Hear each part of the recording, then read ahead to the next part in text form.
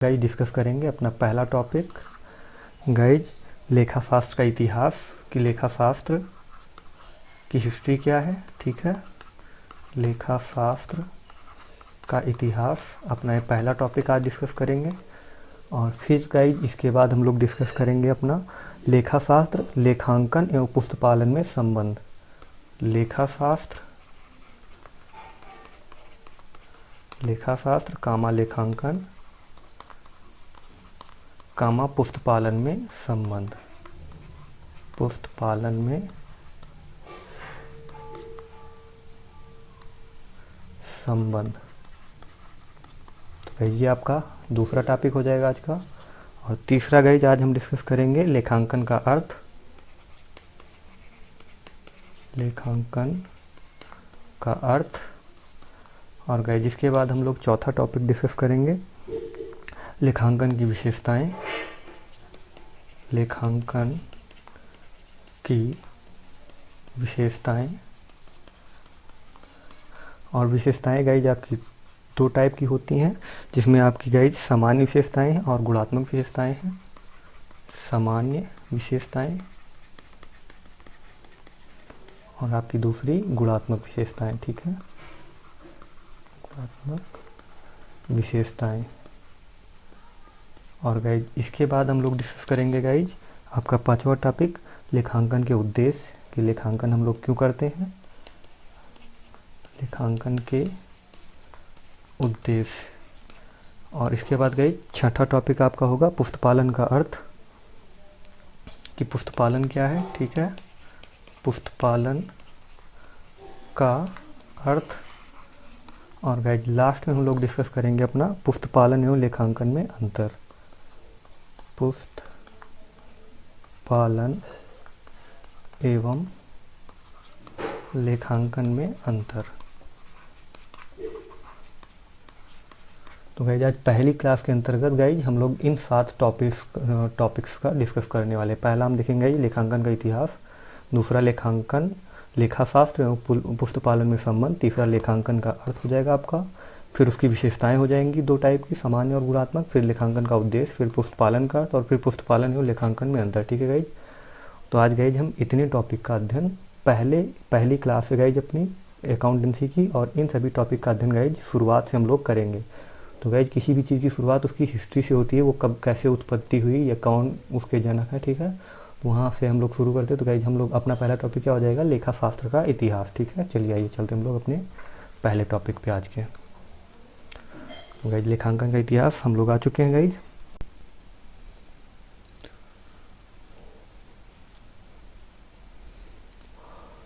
तो चलिए गाइज अपना देखते हैं पहला टॉपिक लेखांकन का इतिहास, जिसे हम कहते हैं हिस्ट्री ऑफ अकाउंटेंसी। तो इसमें गाइज आप लोग हेडिंग डाल लीजिए लेखांकन का इतिहास। और इसका जन्म गाइज 15वीं शताब्दी के अंत से माना जाता है। लेखांकन का जन्म गाइज 15वीं शताब्दी के अंत से माना जाता है। इसके जन्मदाता कौन है गाइज, लुकास पेसियोली हैं, जो कि एक गणितज्ञ थे और ये इटली के वेनिस नगर में रहते थे। ठीक है, तो पहला पॉइंट आप लोग इसमें लिख लीजिए गाइज। इसका लेखांकन का जन्म कब से माना जाता है, लेखांकन का जन्म गाइज 15वीं शताब्दी के अंत से, 15वीं शताब्दी के अंत से आपका जो है लेखांकन का जन्म माना जाता है। और इसके जन्मदाता कौन थे गाइज, आपके लुकास पेसियोली। जन्मदाता इसके कौन थे guys, Lucas Pacioli. Lucas Pacioli आपके जो है लेखांकन के जन्मदाता थे। और ये गाइज कहाँ रहते थे, ये आपके इटली के वेनिस नगर में रहते थे। ठीक है, इटली के वेनिस नगर में ये गाइज वहाँ से बिलोंग करते थे, ये वहाँ के रहने वाले थे। और लुकास पेसियोली थे क्या गाइज, ये एक गणितज्ञ थे। ठीक है, ये एक गणितज्ञ थे। और इन्होंने गाइज एक पुस्तक लिखी जिसका नाम था डीकम्प्रेसेट ऑफ स्क्रीचर्स। डीकम्प्रेसेट ऑफ स्क्रीचर्स, जो कि लैटिन भाषा की लैंग्वेज में मतलब लिखी गई पुस्तक थी, जो कि सन 1494 में लिखी गई इनके द्वारा। ठीक है, तो लुकास पेसियोली ने गाइज एक पुस्तक लिखी, तो उसका नाम क्या था गाइज, सन 1494 में एक पुस्तक लिखी, उसका नाम क्या था? दी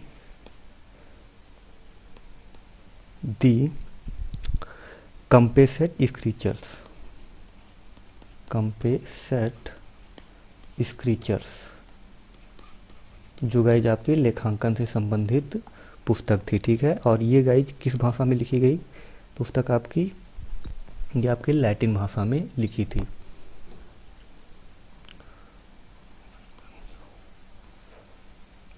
ये गाइज की भाषा में, लैटिन लैंग्वेज में लिखी गई थी, लुकास पेसियोली के द्वारा, ठीक है। लैटिन भाषा में इसको लिखा था लुकास पेसियोली ने सन 1494 ईस्वी में। उसके बाद क्या हुआ गाइज कि सन 1543 ईस्वी में हुज ऑफ कैंथिल के द्वारा इसका जो है अंग्रेजी में अनुवाद किया गया, ठीक है। सन कितने में गाइज आपका? 1543 में हुज ऑफ, ठीक है, हुज ऑफ कैंथिल के द्वारा, ये एक राइटर थे के द्वारा, किसका गाइज? द कंपेसेट ऑफ स्क्रीचर्स, जो उन्होंने एक पुस्तक लिखी थी, किन्होंने गाइज? आपके गणतज्ञ लुकास पेसियोली ने इसका क्या है, द ह्यूज ऑफ कैंथिल ने क्या किया, इसका जो है अंग्रेजी में अनुवाद किया, ठीक है, अंग्रेजी में अनुवाद किया। और इसके बाद गाइज आपका लुकास पेसियोली क्या थे? एक गणतज्ञ थे। इन्होंने गाइज आपकी द कंपेसेट ऑफ स्क्रीचर्स नामक एक पुस्तक लिखी, जिसमें अकाउंटिंग के बारे में बताया गया। फिर उसके बाद गाइज वो लैटिन भाषा में थी, तो उसे समझने में क्या होती थी? प्रॉब्लम आती थी, ठीक है। तो क्या हुआ कि सन 1543 में हुज ऑफ कैंथिल एक राइटर थे, उनके द्वारा उसका जो है अनुवाद अंग्रेजी भाषा में किया गया, ठीक है। और गाइज इसके बाद आपके सन 1795 में एक एडवर्ड जॉन नाम के एक आर्थर हुए, लेखक हुए, जिन्होंने लेखांकन की अंग्रेजी भाषा की प्रणाली का प्रतिपादन किया। कुल मिलाकर उन्होंने ऐसी बुक लिखी जो कि लेखांकन को पूर्णतया अंग्रेजी रूप में कैसे किया जाता है उसके बारे में विधिवत बताया, ठीक है। तो नेक्स्ट पॉइंट आप लोग इसकी जो है इतिहास में लिख लीजिए कि सन 1795 में गाइज कौन? एक एडवर्ड जॉन नाम के एक लेखक थे। इन्होंने क्या है? अंग्रेजी प्रणाली का प्रतिपादन किया, लेखांकन की अंग्रेजी प्रणाली का प्रतिपादन किया। सन 1795 में एडवर्ड जॉन के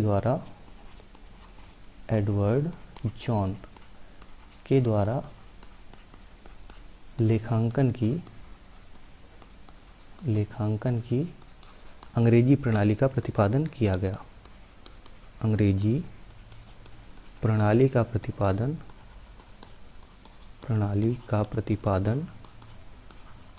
किया गया।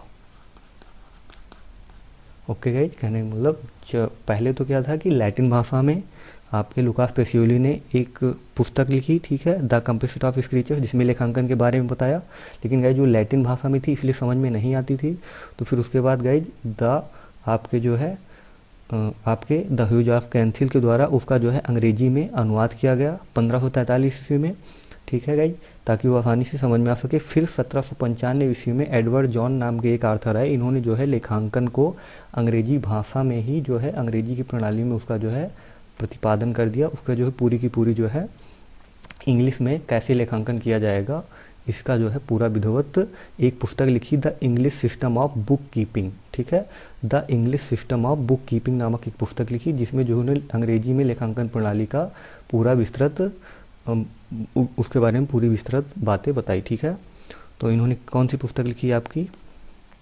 इन्होंने गाइस पुस्तक लिखी the English system of book keeping, the English system of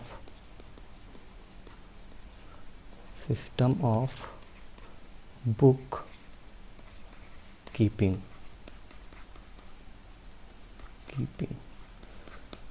ठीक है गाइस, तो ये आपके कौन थे?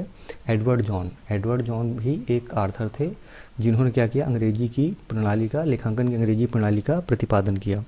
और गाइस प्राचीन काल में आपकी बेबीलोनिया सभ्यता, एक बेबीलोनिया सभ्यता विकसित हुई थी जिसमें आपने हब्बू हिस्ट्री में हम्मुराबी नामक एक शासक था, उसका नाम सुना होगा शायद।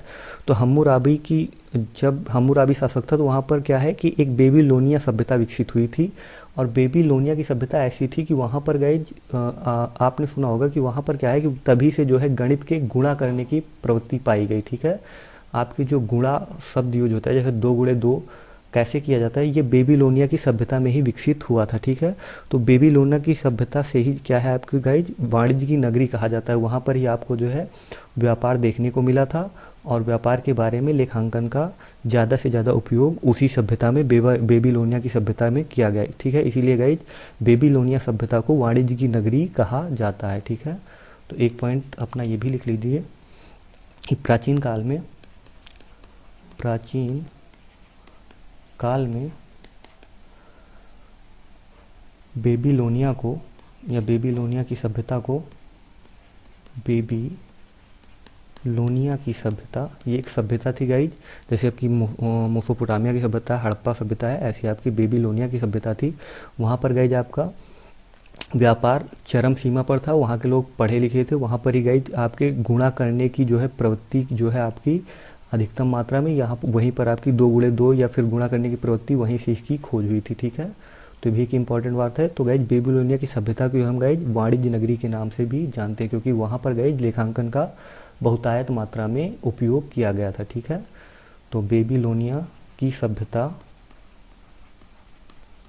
को गाइज किसके नाम से, वाणिज्य नगरी के नाम से जानते हैं, क्योंकि गाइज तभी जो है आपका वाणिज्य का लेखांकन प्रारंभ हुआ या फिर काफ़ी मात्रा में इसका प्रयोग किया गया। ठीक है, वाणिज्य नगरी के नाम से जानते हैं, के नाम से जानते हैं। ठीक है, ये तो आपका एक पॉइंट हो गया गाइज।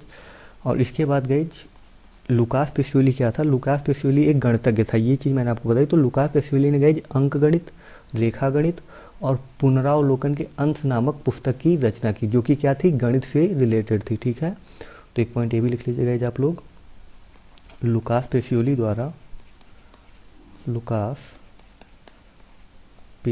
द्वारा आपकी कौन सी गाइज अंकगणित, कामा रेखा गणित, कामा आपका पुनरावलोकन के अंश नामक पुस्तक लिखी गई। ठीक है, पुनरावलोकन नामक पुस्तक लिखी गई। तो आई थिंक गाइज आपको समझ में आ गया होगा। और गाइज द्विपद सिद्धांतों का प्रतिपादन भी किसके द्वारा, लुकास पेसियोली के द्वारा किया गया था। ठीक है, जो आपकी लेखांकन में द्विपक्ष प्रणाली के सिद्धांत है, ठीक है, वो किसके द्वारा, आपके जो है लुकास पेसियोली के द्वारा ही किया गया। नोट करके ये बात लिख लीजिए कि द्विपक्ष सिद्धांतों का प्रतिपादन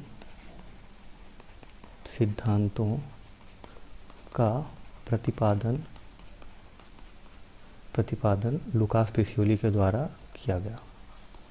लुकास पेसियोली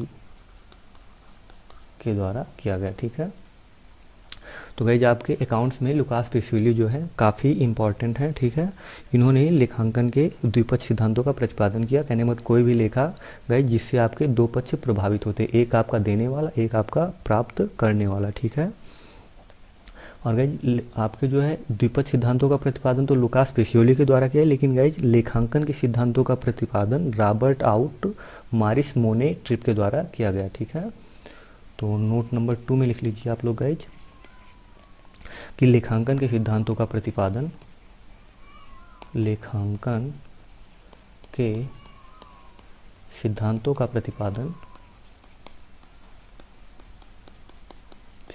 प्रतिपादन किसके द्वारा गाइज आपके, रॉबर्ट आउट मारिस मोनी ट्रिप। ठीक है, नाम याद रखिए गाइज, रॉबर्ट आउट मॉरिस मोनी ट्रिप।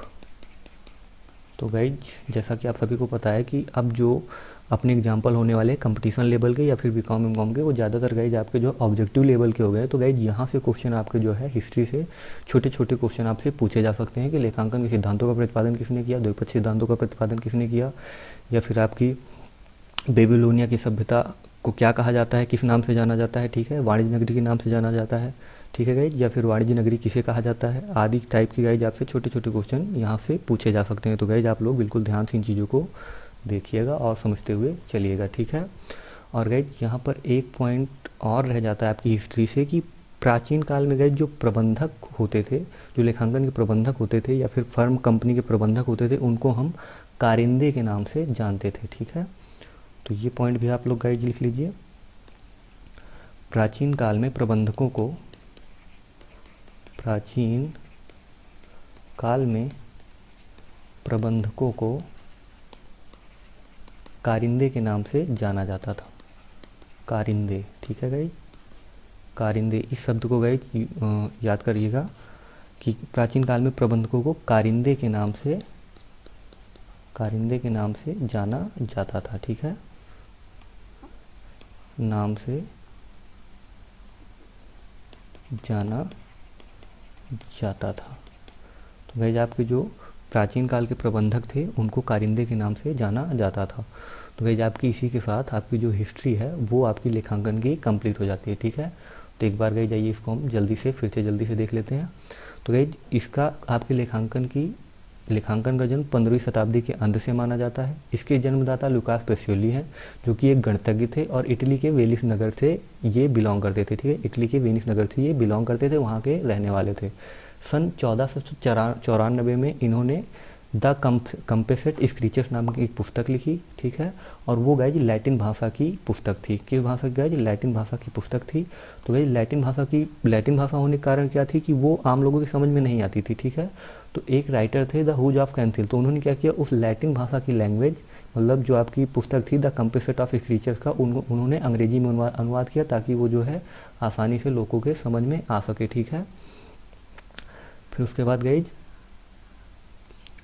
सन 1795 में एक एडवर्ड जॉन एक लेखक थे जो विद्वान थे, उन्होंने क्या किया, अंग्रेजी मतलब पूरी आपकी जो लेखांकन प्रणाली है उसका जो है पूरा का पूरा प्रतिपादन अंग्रेजी में ही कर दिया, जिससे जो है आपके अंग्रेजी की लेखांकन प्रणाली का विकास हुआ, ठीक है। उसको जो है गाइज उन्होंने the English system of book keeping नामक पुस्तक में उसका जो है उसका पूर्णतया प्रतिपादन या फिर उसका पूरा का पूरा लेखा जोखा या फिर एक पुस्तक ही उन्होंने लिख दी, the English system of bookkeeping, ठीक है, जिसका नाम है। और प्राचीन काल में गाइज बेबीलोनिया की सभ्यता को वाणिज्य नगरी के नाम से जाना जाता है। गाइज बेबीलोनिया की सभ्यता, एक शासक था हम्मुराबी, जो कि एक कुशल शासक था, और ये पुरानी जैसे आपकी मोसोपोटामिया की सभ्यता है वैसे ही गाइज हड़प्पा सभ्यता है, ठीक है, वैसे ही आपकी बेबीलोनिया की एक सभ्यता विकसित हुई थी। तभी गाइज आपके जो है गणित में काफ़ी विकास किया गया है। ऐसा माना जाता है कि 2 गुणे 2 जैसे आप मल्टीप्लाई करते हैं, ये उसी सभ्यता की देन है, ठीक है। और वहीं पर गाइज आपका व्यापार भी तब चरम सीमा पर पाया गया, ठीक है। तो वहीं से आपकी जो है वहाँ पर आपकी लेखांकन प्रणाली को अधिक मात्रा में उपयोग किया गया, इसीलिए गाइज उस सभ्यता को हम वाणिज्य की नगरी के नाम से जानते हैं। और गाइज लुकास पेसियोली के द्वारा आपकी अंकगणित, रेखागणित, और गाइज वो क्योंकि गणितज्ञ थे तो उन्होंने इन 3 पुस्तकों का भी विमोचन किया या फिर लिखे, ठीक है, जिसमें आपकी अंकगणित, रेखागणित और पुनरावलोकन के अंश, ठीक है गाइज, पुनरावलोकन के अंश नामक पुस्तक की जो है रचना की, ठीक है, पुनरावलोकन के अंश नामक पुस्तक की जो है रचना की या फिर उनके द्वारा लिखी गई, ठीक है। चलिए गए आगे देखते हैं। तो उन्होंने और क्या है गए, द्विपद सिद्धांतों का प्रतिपादन तो लुकास पेसियोली के द्वारा किया गया, लेकिन लेखांकन के सिद्धांतों का प्रतिपादन रॉबर्ट आउट मॉरिस मोनी ट्रिप के द्वारा किया गया, ठीक है। ये एक ही नाम है गाइज, अलग अलग नहीं है, रॉबर्ट आउट मॉरिस मोनी ट्रिप, ठीक है। और प्राचीन काल में प्रबंधकों को गाइज एक और नाम से जाना जाता था, जो नाम है आपका कारिंदे, ठीक है, कारिंदे के नाम से जाना जाता था प्रबंधकों को, कारिंदे, ठीक है गाइज, कारिंदे के नाम से आपको प्रबंधकों को हम प्राचीन काल में जानते थे। तो गाइज इसी के साथ आपकी हिस्ट्री खत्म हो जाती। अब गाइज हम लोग अपना दूसरा टॉपिक डिस्कस करेंगे, जो है लेखा शास्त्र, लेखांकन एवं पुस्तक पालन में संबंध, ठीक है। तो चलिए गाइज आपका दूसरा टॉपिक है लेखा शास्त्र, लेखांकन कामा पुस्तपालन में संबंध, पुस्तपालन में संबंध। तो गाइज आपका जो पुस्तपालन है, पुस्तपालन आपकी प्राथमिक क्रिया है, ठीक है। पुस्तपालन के बाद आपकी लेखांकन होता है और लेखांकन के बाद आपका लेखा शास्त्र आता है, ठीक है। तो हम कह सकते हैं पुस्तपालन गाइज लेखांकन का भाग है और लेखांकन जो है आपका लेखा शास्त्र का भाग है। कैसे गाइज, इसको ऐसे समझ सकते हैं, जैसे गाइज ये आपका क्या हो गया, ये आपका पुस्तपालन हो गया, ठीक है।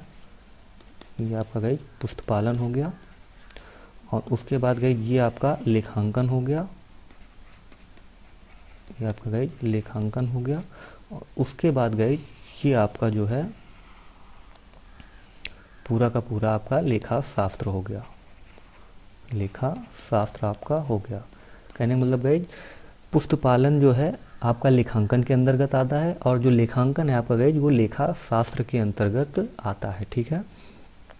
तो हम इसको कह सकते हैं पुस्तपालन जो है आपका लेखांकन का भाग है और लेखांकन क्या है गाइज, आपका लेखा शास्त्र का भाग है, क्योंकि शास्त्र का मतलब होता है पूरा का पूरा शास्त्र, ठीक है। तो शास्त्र के अंदर आपकी लेखांकन और पुस्तपालन दोनों चीज़ें आ जाएंगी, ठीक है, ऐड हो जाएंगी। तो इसमें हम लिखना चाहें तो गाइज ऐसे लिख सकते हैं पॉइंट ए में कि पुस्तपालन लेखांकन का भाग है, ठीक है। पुस्तपालन, पुस्तपालन आपका लेखांकन का भाग है, लेखांकन का भाग है। जबकि सेकेंड पॉइंट में आप लिख सकते हैं गाइज कि लेखांकन क्या है, लेखा शास्त्र का भाग है, ठीक है। लेखांकन आपका किसका, लेखा शास्त्र का भाग है, लेखा शास्त्र का भाग है, ठीक है गाइज। तो आई थिंक आपको गाइज समझ में आ गया लेखा शास्त्र, लेखांकन और पुस्तपालन में क्या संबंध है। पुस्तपालन सबसे पहली इकाई है, फिर उसके बाद गाइज आपका लेखांकन होता है और ये दोनों चीज़ें आपकी लेखा शास्त्र के अंतर्गत आती हैं, ठीक है। चलिए गाइज अब हम लोग देख लेते हैं लेखा शास्त्र का अर्थ, ठीक है। तो गाइज नेक्स्ट हेडिंग डाल लीजिए अपनी, लेखा शास्त्र का अर्थ, लेखा शास्त्र का अर्थ। तो लेखा शास्त्र के अर्थ से आशय गाइज सभी प्रकार के लेखा करने एवं रखने का शास्त्र। कहने का मतलब जितने भी अपने लेन देन होते हैं, मौद्रिक व्यवहार होते हैं, उनको गाइज जिस भी प्रकार से हम लेखा करते हैं या उनको जिस भी टाइप के आपकी बुकों में रखते हैं वे अपना क्या है, लेखा शास्त्र अपना कहलाता है। और लेखा शास्त्र के गाइज कुछ निश्चित नियम व कुछ निश्चित सिद्धांत होते हैं। और गाइज लेखांकन की जो कार्य प्रणाली है वो लेखा शास्त्र पर निर्भर करती है। कहने का मतलब गाइज लेखा शास्त्र के जो भी रूल, नियम, रेगुलेशन है उनको गाइज हम ध्यान में रखते हुए अपनी लेखांकन का कार्य करते हैं, ठीक है। तो लेखा शास्त्र के अर्थ में गाइज आप लोग लिख लीजिए, पॉइंट लिख करके लिख लीजिए, सभी प्रकार के लेखा करने एवं लेखा रखने का शास्त्र आपका लेखांकन शास्त्र कहलाता है, ठीक है। तो सभी प्रकार के लेखा करने, सभी प्रकार का लेखा करने ऑब्लिक आपका रखने का शास्त्र, रखने का शास्त्र। तो गाइज जिनमें हम सभी प्रकार का लेखा करते हैं, ऑब्लिक सभी मदों को रखते हैं, वही आपका लेखा शास्त्र कहलाता है, ठीक है। बी पॉइंट में लिख लीजिए गाइज आप इसमें कि लेखा शास्त्र के कुछ निश्चित नियम व उसके कुछ निश्चित सिद्धांत होते हैं, ठीक है। लेखा शास्त्र के कुछ निश्चित नियम व निश्चित सिद्धांत होते हैं, निश्चित सिद्धांत होते हैं।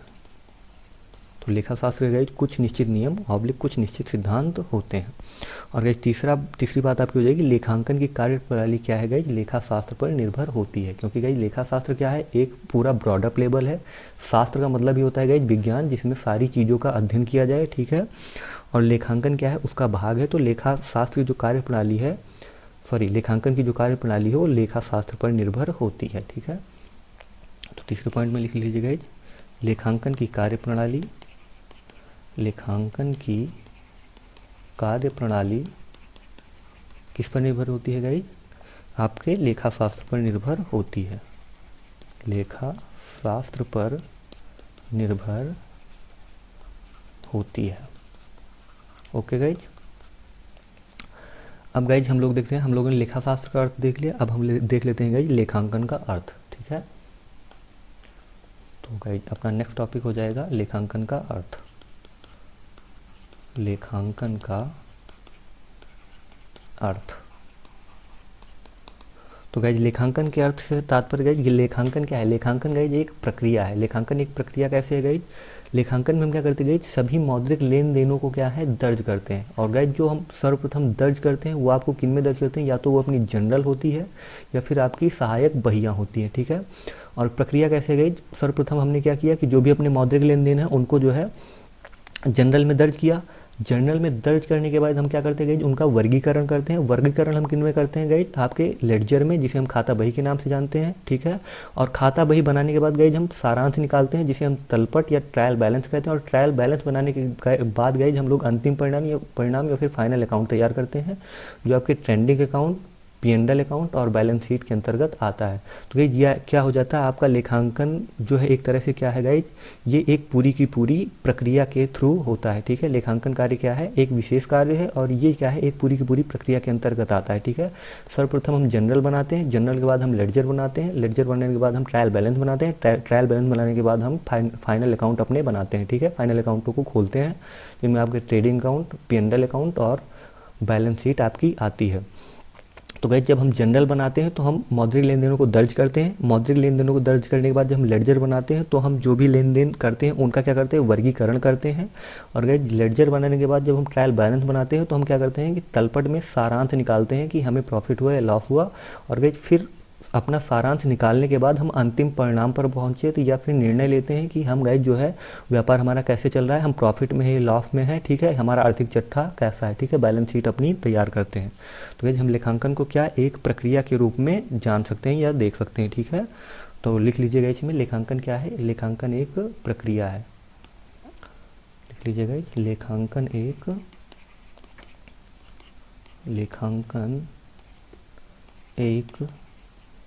प्रक्रिया है, जिसमें गाइज आपका पहला पॉइंट हो जाएगा, समस्त मौद्रिक लेन देनों को दर्ज किया जाता है। ठीक है, समस्त, पहला पॉइंट हो जाएगा समस्त मौद्रिक लेन देनों को दर्ज किया जाता है। अब गाइज किन में दर्ज करते हैं हम? दर्ज करने के लिए गाइज या तो हम जनरल का यूज करते हैं, जिसे हम रोज नामचा के नाम से जानते हैं, या फिर गाइज आपकी सहायक बहियों में दर्ज करते हैं। ठीक है, सहायक बहियाँ, इनका गाइज हम अध्ययन आगे जो है ब्रॉडर लेवल पर करेंगे। अभी आप लोग केवल जो है लेखांकन का अर्थ देख रहे हैं। तो लेखांकन एक प्रक्रिया होती है और प्रक्रिया के अंतर्गत गाइज हम पहले जो है मौद्रिक लेन देनों को दर्ज करते हैं, जिनको हम जनरल ऑब्लिक सहायक बहियों में दर्ज करते हैं। ठीक है गाइज, फिर उसके बाद गाइज दूसरा पॉइंट अपना आता है। फिर दूसरा पॉइंट में हम क्या करते हैं गाइज, आपका वर्गीकरण करते हैं। ठीक है, अपना जो भी हमने जनरल तैयार किया, जनरल तैयार करने के बाद हम उनका वर्गीकरण करेंगे या फिर लेजर बनाएंगे या फिर जिसे हम खाता बही के नाम से जानते हैं, या खाता बही तैयार करेंगे। ठीक है, फिर क्या करते हैं, उन मौद्रिक लेन देनों का हम वर्गीकरण करते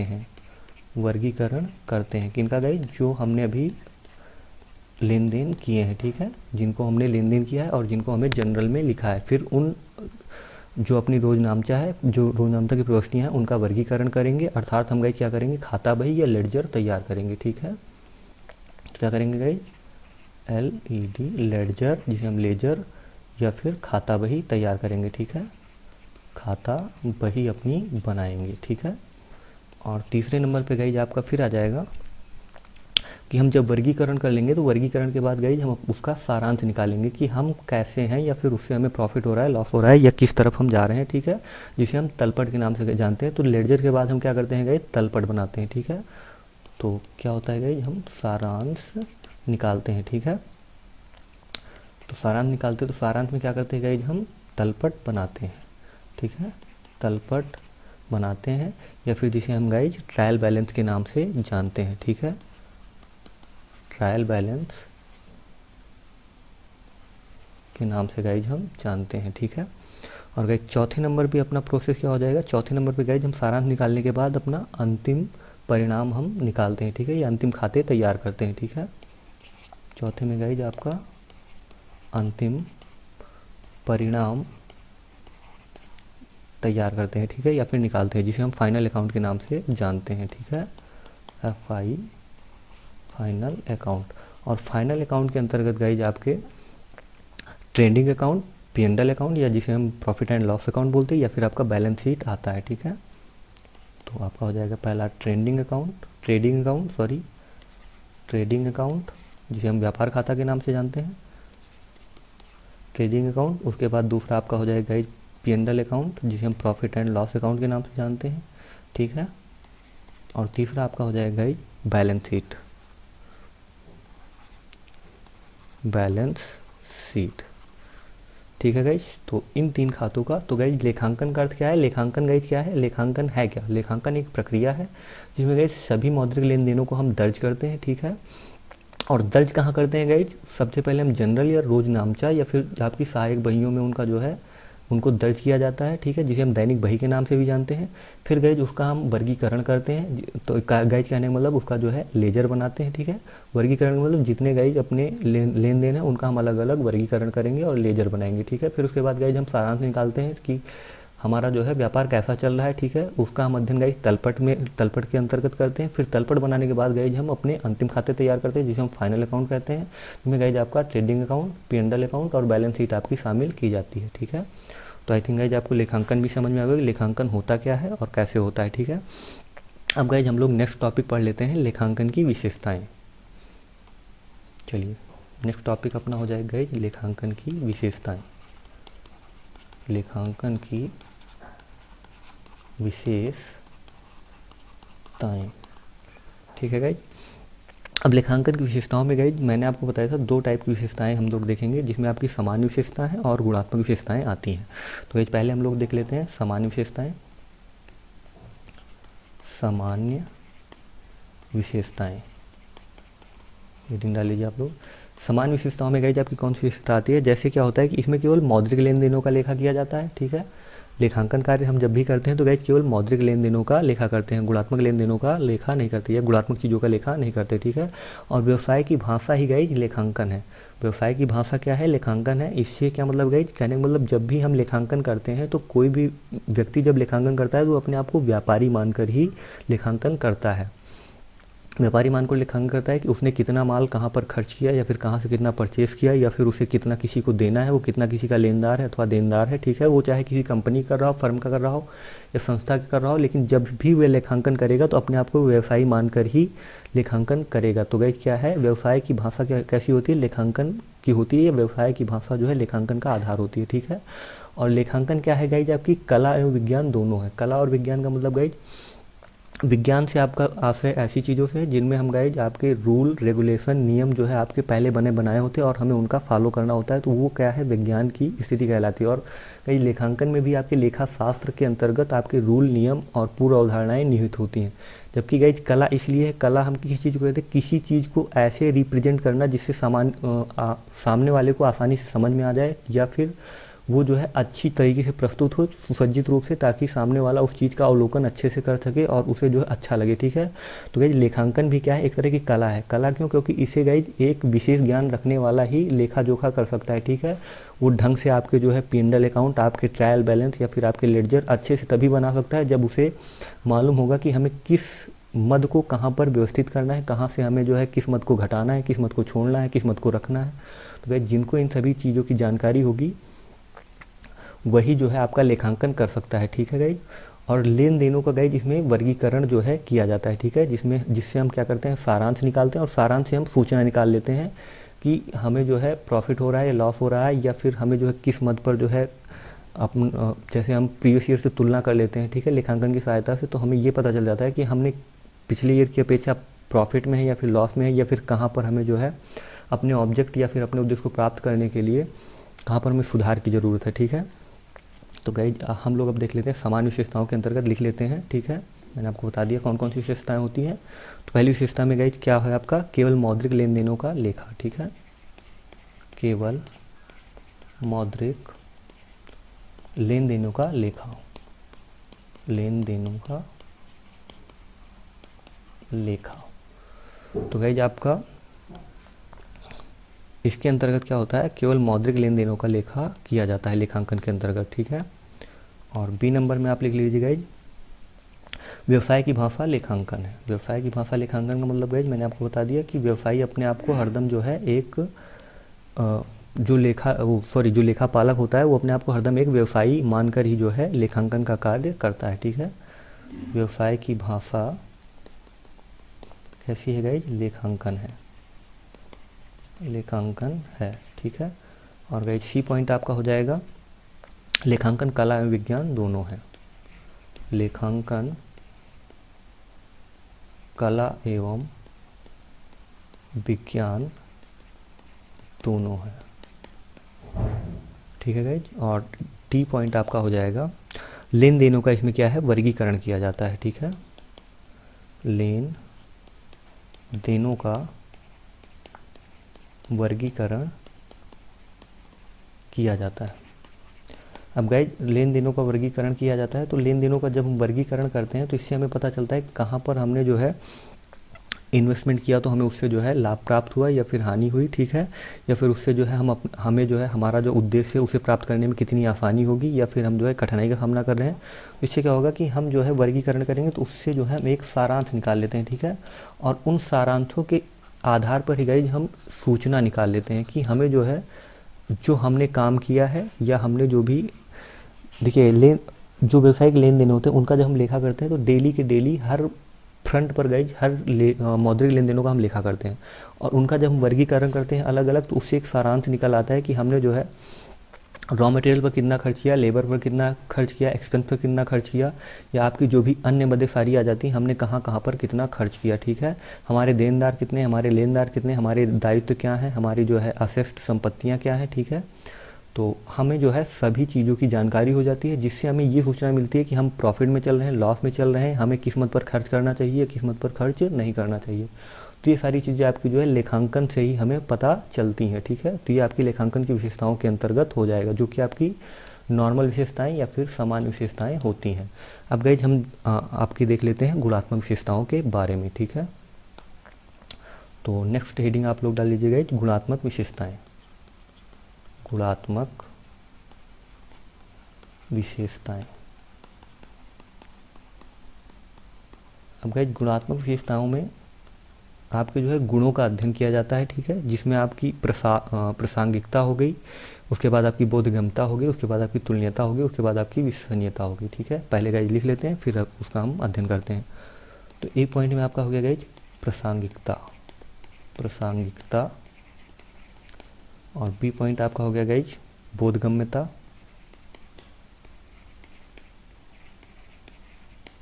और सी पॉइंट आपका हो गया गाइज तुलनीयता। और डी पॉइंट आपका गाइज हो गया विश्वसनीयता, विश्वसनीयता। अब गाइज ये होते क्या हैं, आइए इनको समझ लेते हैं। सबसे पहला पॉइंट गाइज है प्रासंगिकता, ठीक है। प्रासंगिकता से आशय गाइज आपका ऐसी चीज़ों से हैं जो हर जगह पे प्रासंगिक है, हर जगह पे फेमस है, ठीक है। तो लेखांकन क्या है, एक गुणात्मक उदाहरण है जो हर जगह पे फेमस है। चाहे वो आप अमेरिका चले जाओ, जापान चले जाओ, इंडिया चले जाओ, कनाडा चले जाओ, जर्मनी चले जाओ, हर जगह आपको लेखांकन का कार्य मिलेगा, ठीक है। अब वो लेखांकन वहाँ की लोकल लैंग्वेज में भी हो सकता है, जैसे आप अमेरिका चले गए तो वो अंग्रेजी में करते हैं, ठीक है। अब हम लोग इधर अपने इंडिया से हैं तो हिंदी भाषी, तो गाइज हम लोग जब इंटर में पढ़ते हैं तो हम लोग जमा या नामे का यूज करते हैं तो हम लोग हिंदी में सीखते हैं, ठीक है।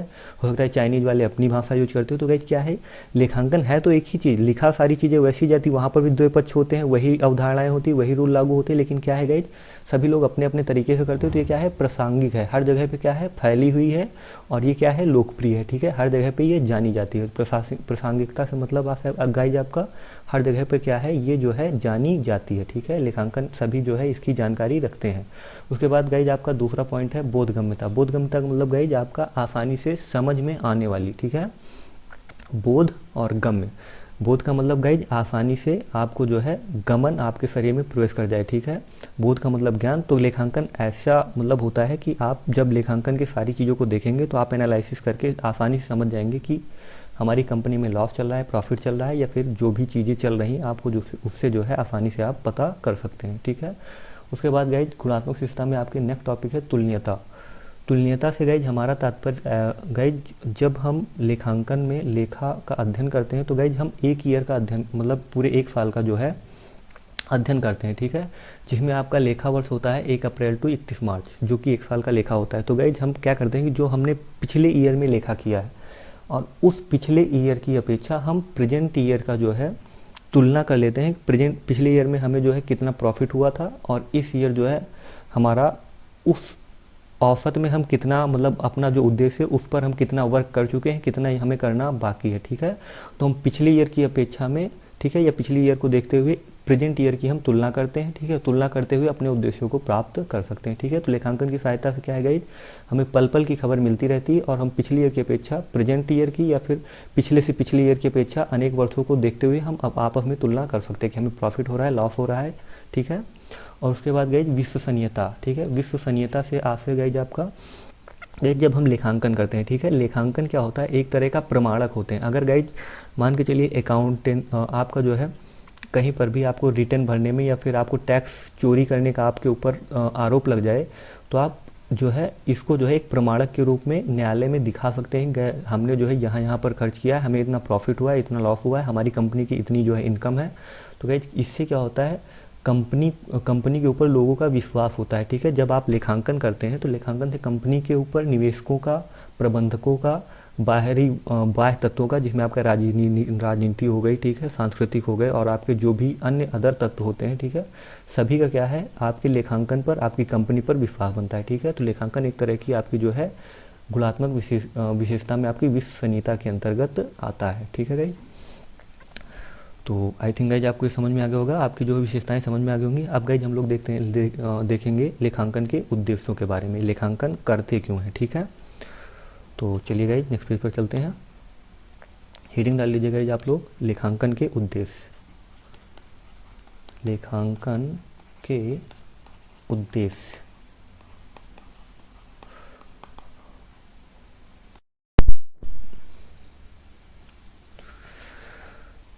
तो आइए गाइज देख लेते हैं लेखांकन के उद्देश्य, ठीक है। लेखांकन के उद्देश्य से गाइज हम लेखांकन के हमारे ऑब्जेक्ट क्या होते हैं या फिर लेखा करने से हम किन किन चीज़ों को प्राप्त करते हैं, ठीक है। तो इससे गाइज क्या होता है कि अपने को सही लाभ हानि की गणना हम आसानी से कर सकते हैं, ठीक है, कि हमें जो है जो भी हम अपना उद्देश्य लेकर चल रहे हैं, ठीक है, हमें प्रेजेंट टाइम में या फ्यूचर में हमें जो भी उद्देश्य को प्राप्त करना है उससे हम क्या करते हैं, लेखांकन को देखते हुए हम देख सकते हैं कि अपने को जो है सही लाभ हानि की हम गणना कर सकते हैं, सही आर्थिक स्थिति का पता लगा सकते हैं, अपने कर निर्धारण कर सकते हैं, ठीक है, और उपयोगकर्ताओं को हम सूचना इससे जो है लेखांकन से आसानी से मिल जाती हैं और गाइज हम प्रभावी नियंत्रण कर सकते हैं, ठीक है।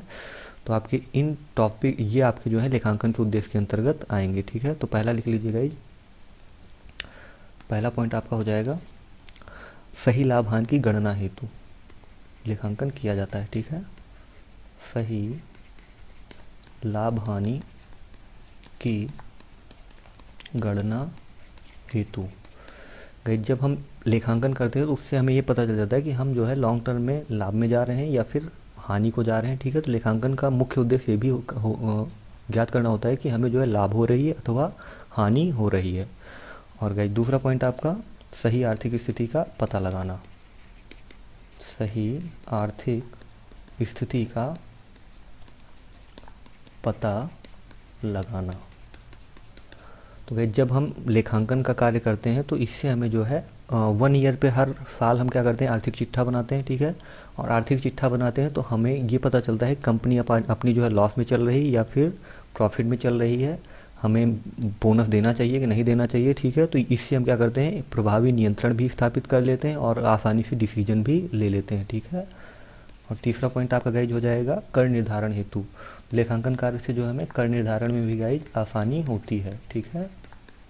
कर निर्धारण हेतु हम लेखांकन कार्य करते हैं जिससे हमें ये पता चलता है कंपनी का टर्नओवर कितना है, ठीक है, और हमें कितने पर कितना जो है ये चीज़ें तो इनकम टैक्स बहरहाल निर्धारित करता है कि हमें कितनी राशि पर कितना टैक्स देना है, लेकिन गाइज ये हम तभी निर्धारित कर सकते हैं जब हमें पता हो कि हमारी कंपनी की इनकम कितनी है या फिर हमारी कंपनी का टर्नओवर कितना है, ठीक है। तो कर निर्धारण हेतु भी आपका लेखांकन एक महत्वपूर्ण पार्ट अदा करता है, ठीक है। और उसके बाद गाइज आपका उपयोगकर्ताओं को सूचनाओं की प्राप्ति, उपयोगकर्ताओं को सूचनाओं की प्राप्ति। तो गाइज इसका क्या होता है कि जैसे गाइज कोई भी कंपनी है या संस्था है, ठीक है, तो वहाँ पर अगर लेखपालकगार है, ठीक है, या फिर लेखपालक है, या फिर आपका अकाउंटेंट है, वो अगर गाइज लेखांकन का कार्य करता है, तो लेखांकन कार्य करता है तो गाइज जो भी आपके मैनेजर हैं, कैशियर हैं, ऑडिटर हैं, या फिर आपके जो है गाइज अगर आप कभी भी इनकम टैक्स में फंस जाते हैं कि जैसे कम टैक्स आपकी तरफ से पे किया गया, तो क्या होता है कि जो भी उपयोग करता है, मतलब जो भी आपके ऑडिटर हो गए, आपके मैनेजर हो गया, कैशियर हो गया, ठीक है, तो ये सारी चीज़ें क्या करते हैं, ये सभी लोग आपके जो आपने लेखांकन किया है कागज़ों पर, ठीक है, उनको वो देखते हैं और उससे वो जो है सूचना निकाल लेते हैं कि इन्होंने जो दिखा हमें टर्नओवर दिखाया है वो सही है अथवा गलत है, ये प्रॉफिट में है अथवा लॉस में है। तो क्या होता है कि उपयोगकर्ता जो है लेखांकन की सहायता से सूचनाओं को आसानी से प्राप्त कर लेते हैं, ये इसीलिए भी आपका लेखांकन कार्य किया जाता है, ठीक है। और गाइज पांचवा आपका हो जाता है प्रभावी नियंत्रण। प्रभावी नियंत्रण,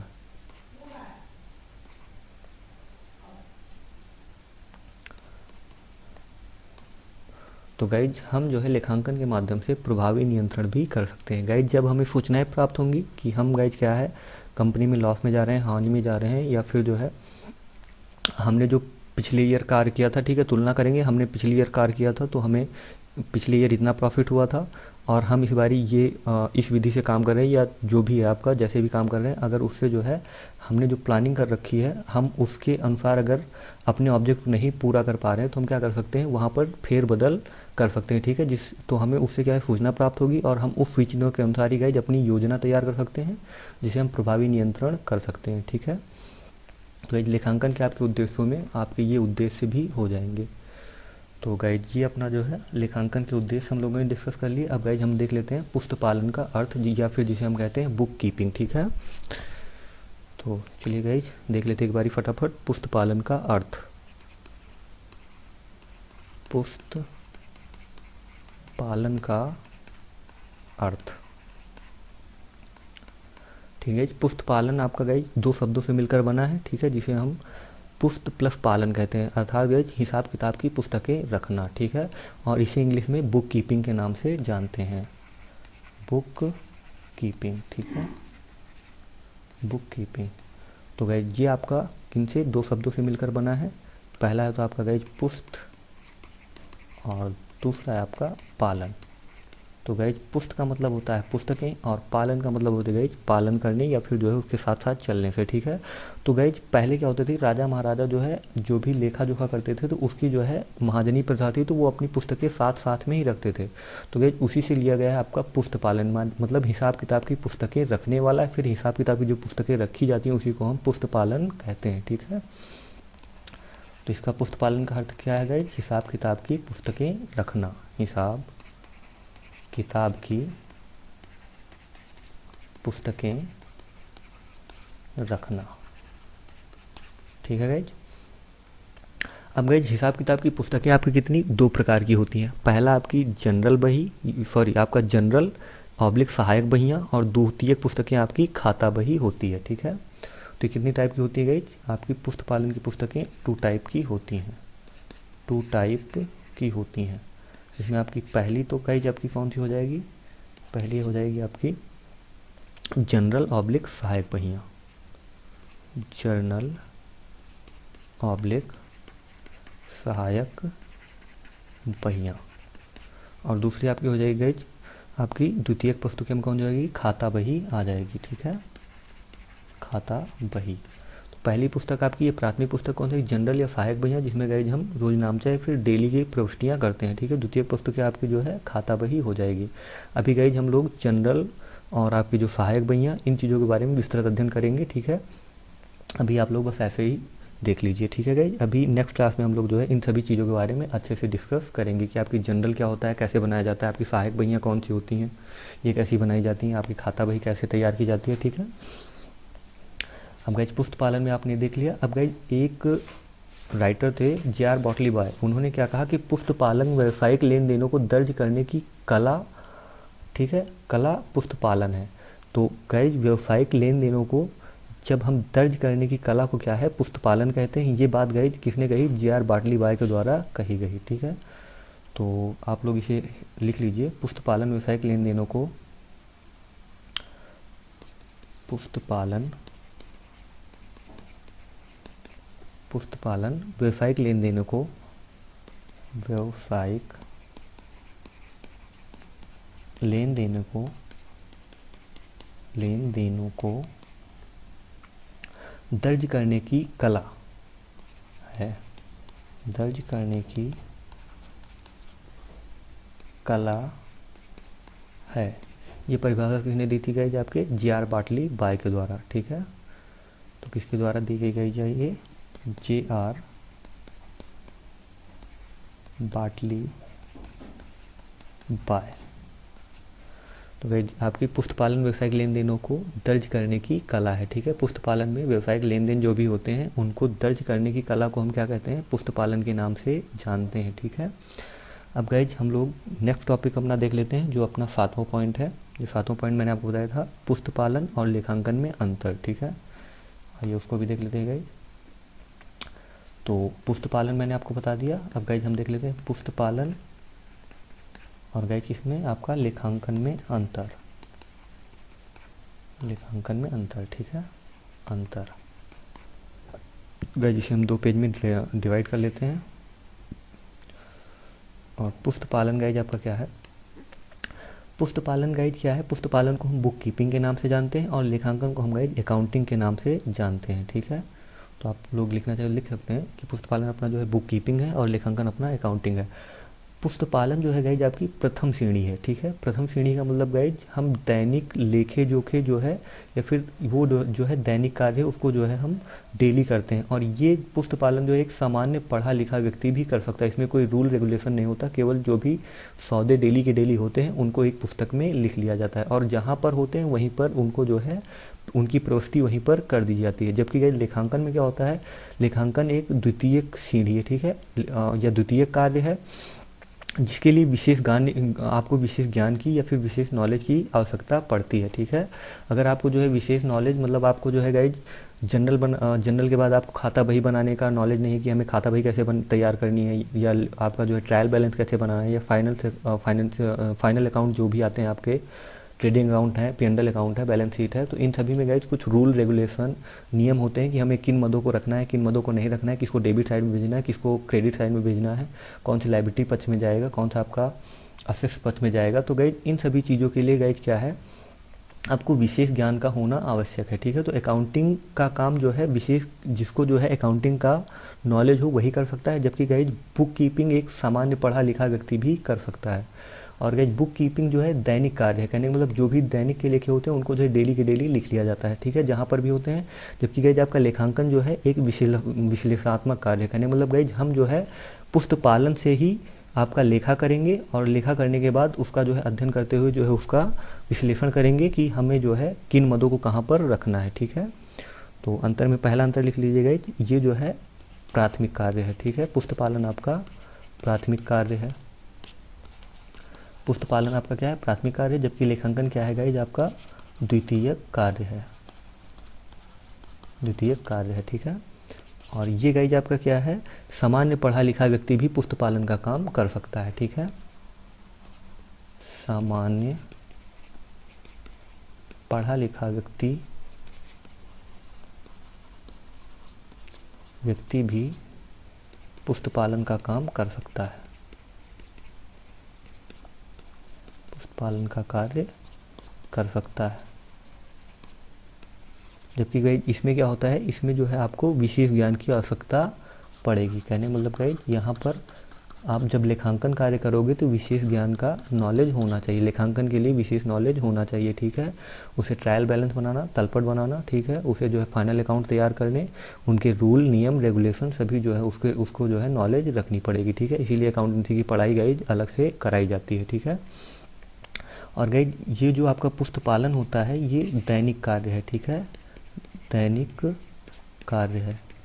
जो भी आपके दैनिक लेखे जोखे होते हैं उनको गाइज एक पुस्तक में गाइज डेली बुक या फिर दैनिक बुक में या फिर जनरल में जो है हम इसको लिख लेते हैं। ठीक है, और जबकि ये क्या है गाइज, ये दैनिक कार्य नहीं है। जब लेखांकन हम करते हैं गाइज, तो लेखांकन में हम आपकी जो है बैलेंस शीट है जिसे हम आर्थिक चिट्ठा कहते हैं, ठीक है। आर्थिक चिट्ठा या फिर लाभ हानि खाता है, तो इसको हम डेली के डेली थोड़ी बनाएंगे, इसको हम 2 महीने, तिमाही, छमाही या फिर सालाना पे तैयार करते हैं, ठीक है। तो ये आपका दैनिक कार्य है, ठीक है, पुस्तक पालन। और लेखांकन आपका जो है वार्षिक, छमाही, तिमाही वाला कार्य है, ठीक है। तो ये डेली दैनिक कार्य नहीं है, ठीक है। इसमें लिख लीजिए दैनिक कार्य नहीं है, क्योंकि गाइज हम जो भी आर्थिक चिट्ठा बनाते हैं,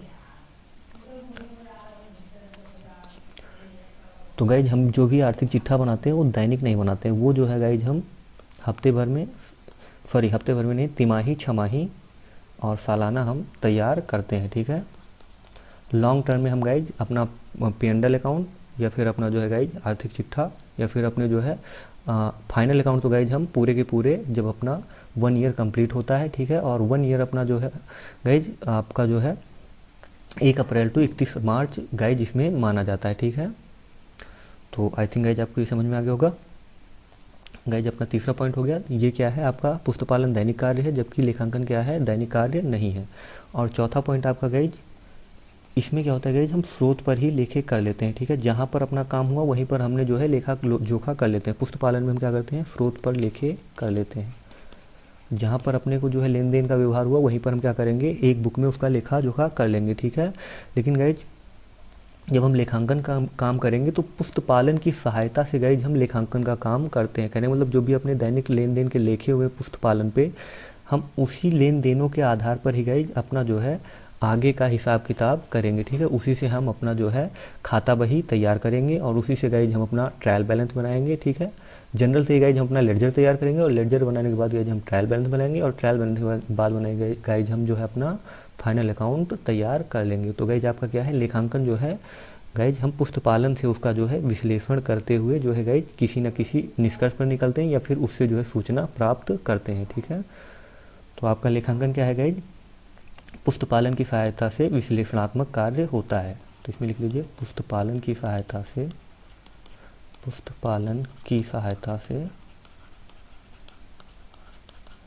विश्लेषणात्मक कार्य होता है, ठीक है। और विश्लेषण करते हुए गाइज हम क्या करते हैं, जानकारी प्राप्त करते हैं और उस जानकारी से गाइज हम क्या करते हैं, निर्णय लेते हैं या फिर प्लानिंग तैयार करते हैं, ठीक है। विश्लेषणात्मक कार्य होता है। तो आई थिंक गाइज आपको समझ में आ गया होगा। अब गाइज हम लोग डिस्कस करेंगे नेक्स्ट क्लास में लेखांकन की अवधारणाएं एवं परंपराएं, ठीक है। जिसमें गाइज आपकी 10 तरह की अवधारणाएं एवं परंपराएं आती हैं, जिसमें आपकी पृथक अस्तित्व की अवधारणा, मुद्रा मापन की अवधारणा, लागत अवधारणा, द्विपक्ष अवधारणा, चालू अवधारणा, लेखांकन की अवधि अवधारणा, उपार्जन अवधारणा, मिलान की अवधारणा, आय वसूली की अवधारणा और आपकी वस्तु परकता की अवधारणा। इतनी अवधारणाएं आपकी 10 अवधारणाएं गाइज आपकी आती हैं। इनको हम गाइज डिस्कस करेंगे नेक्स्ट क्लास में, ठीक है। तो गाइज अभी आज मैंने आपको 7 टॉपिक बताने के लिए मतलब जो है आपसे डिस्कस करने के लिए बोला था। तो आइए इनको गाइज हम लोग एक बारी फिर से जल्दी देख लेते हैं कि मैंने आपको क्या क्या पढ़ा दिया, ठीक है। तो आइए गाइज, तो गाइज मैंने आपको बता दिया, लेखांकन का इतिहास बता दिया, ठीक है। उसके बाद लेखा शास्त्र, लेखांकन और पुस्तक पालन में संबंध बता दिए कि आपका गाइज सबसे अंदर पुस्तक पालन आता है, फिर उसके बाद आपका लेखांकन आता है, लेखांकन के बाद आपका लेखा शास्त्र आता है, ठीक है। तो पुस्तक पालन जो है आपका लेखांकन भाग है, जबकि लेखांकन क्या है आपका लेखा शास्त्र का भाग है, ठीक है। उसके बाद गाइज मैंने लेखांकन का अर्थ बता दिया, ठीक है गाइज। मैंने आपको लेखांकन का अर्थ, लेखा शास्त्र का अर्थ दोनों का अर्थ बता दिया। फिर मैंने आपको लेखांकन की विशेषताएं बता दी, सामान्य विशेषताएं और गुणात्मक विशेषताएं। फिर उसके बाद गाइज हमने जो है लेखांकन का उद्देश्य डिस्कस कर लिया कि लेखांकन क्यों किया जाता है। फिर गाइज हमने पुस्तक पालन का अर्थ देख लिया। उसके बाद गाइज हमने पुस्तक पालन एवं लेखांकन में अंतर देख लिया, ठीक है। अब गाइज हम लोग नेक्स्ट क्लास में देखेंगे लेखांकन की अवधारणाएं एवं परंपराएं, जो कि 10 टाइप की होती हैं, उनको पूरा का पूरा नेक्स्ट क्लास में हम लोग डिस्कस करेंगे, ठीक है। तो गाइज अगर आपको ये सेशन अच्छा लगा हो, और गाइज अब सेशन आपको अच्छा क्यों नहीं लगेगा गाइज, क्योंकि मैंने इतनी मेहनत करके आपको पढ़ाया है, ठीक है। तो और ये भी चीज़ आप लोग गाइज माइंड में रखिएगा, क्योंकि गाइज अब जो पेपर होंगे वो ज़्यादातर गाइज ऑब्जेक्टिव होंगे, चाहे आप कंपटीशन लेवल बैठे या फिर आप लोग जो है बीकॉम एमकॉम या फिर किसी भी कंपटीशन की तैयारी कर रहे हो या फिर कुछ भी पढ़ रहे हो, ठीक है। कॉमर्स लेवल से हैं आप, तो आपको सारे के सारे पेपर लगभग ऑब्जेक्टिव देने होंगे। तो गाइज आपको जो है छोटी छोटी चीज़ों को काफ़ी गहराई से देखना होगा, ठीक है। इसलिए गाइज मैंने छोटी छोटी चीज़ों को बहुत ज़्यादा ना लिखाते हुए बहुत थोड़े थोड़े में लिखाकर बहुत अच्छे समझाने का प्रयास किया। तो गाइज अगर आपको सेशन अच्छा लगा हो तो प्लीज़ क्लास को लाइक कीजिए, शेयर कीजिए और सब्सक्राइब कीजिए, ठीक है। तो इसी के साथ मैं अब आपसे विदा लेना चाहूँगा। सभी को मेरा राम राम, दुआ सलाम, जय हिंद, जय भारत।